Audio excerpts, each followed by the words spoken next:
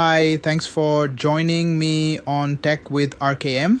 Today is episode 5 of Claude Code Decoded. Last time we covered the tool registry as a whole.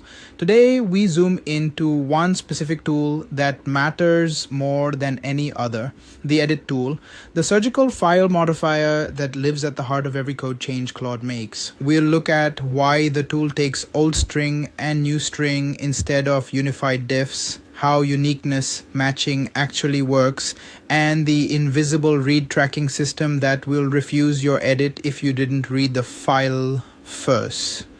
By the end, you'll understand every subtle behavior that determines whether your edits land clean.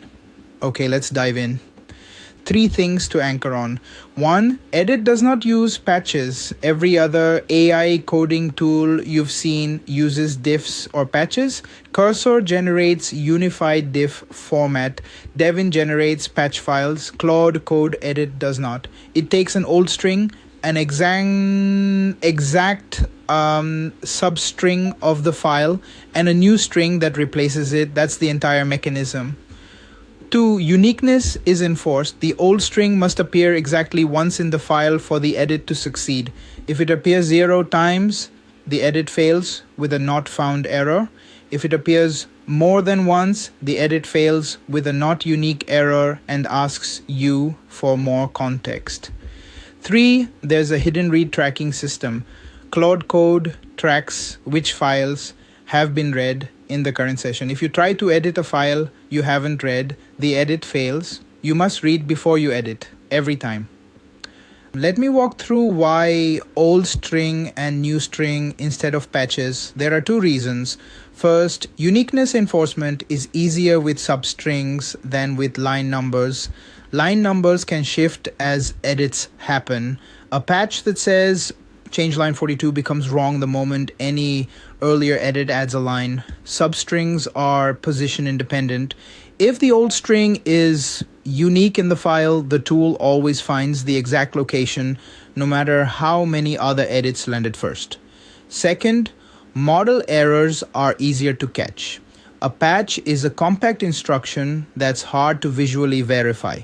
If the model gets one character wrong, the patch fails silently or corrupts the file. With old string and new string, the model is required to reproduce the exact text it wants to change. If it hallucinates, uniqueness check catches it. If it changes the wrong thing, you can compare before and after visually. Uniqueness enforcement in detail. When you provide an old string, the tool searches the file for exact character matches, not fuzzy, not case insensitive, exact. If the string appears 0 times, error. If it appears exactly once, edit succeeds. If it appears multiple times, error unless you pass the replace all flag. The replace all flag changes the behavior. When true, the tool replaces every occurrence. When false or unset, the tool insists on exactly one match. Most edits set replace all to false because you want targeted specific changes. Rename operations across a file are the main use case for replace all true. The hidden read tracking. This is the piece most users don't know about. Internally, Claude Code maintains a set of file paths that have been read in the current session via the read tool. Every time the model calls edit, the tool checks whether the target file is in that set. If not, the edit is rejected with a message saying you must read the file first. This is by design. Editing without reading is dangerous. You're guessing at content. Reading first grounds the model in the actual file contents.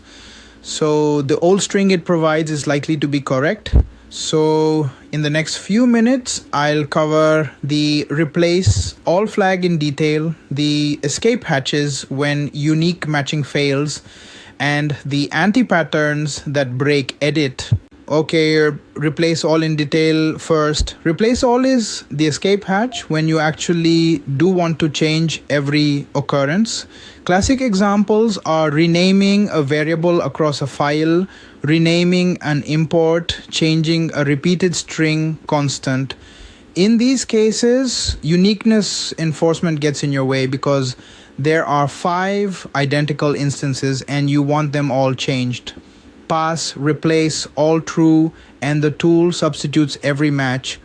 The gotcha is that replace all makes it easier to overreach.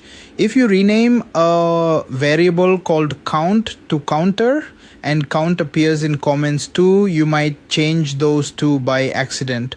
Or if count is part of a longer identifier like a count, the tool matches exact substrings, so replace all with a short common string will trip you up. The best practice is when using replace all, use a highly specific old string. Include enough surrounding context that a false positive is impossible. Never replace all on a 2-character or 3-character string. Now, when uniqueness fails, you provide an old string, it matches multiple locations, and you don't want replace all. What do? You expand the old string until it becomes unique. Add more surrounding lines, more context, more distinguishing tokens. This is the standard iteration. Claude, when it hits a not unique error, usually retries with more context. As a user watching your terminal, you might see 2 or 3 edit attempts before one lands cleanly. That's normal. If the file has genuinely repetitive structure and you need to edit a specific occurrence, you have 2 paths. 1, provide surrounding lines that make the target unique. Even if the target line itself is repeated, the combination of target plus its context is usually unique. 2, use replace all with a very targeted old string that only matches the specific occurrences you want, even if there are multiple. The read requirement to edit a file, you must have read it in the current session. Auto-compaction can wipe this. If auto-compaction runs and drops your read of a file, the next edit on that file will fail. The workaround is reread the file, then try the edit again. Best practice is to read files right before editing them, especially in long sessions where compaction may have wiped state. Now, anti-patterns that break edit. Anti-pattern 1, editing without reading. Just answered above. Read first, always.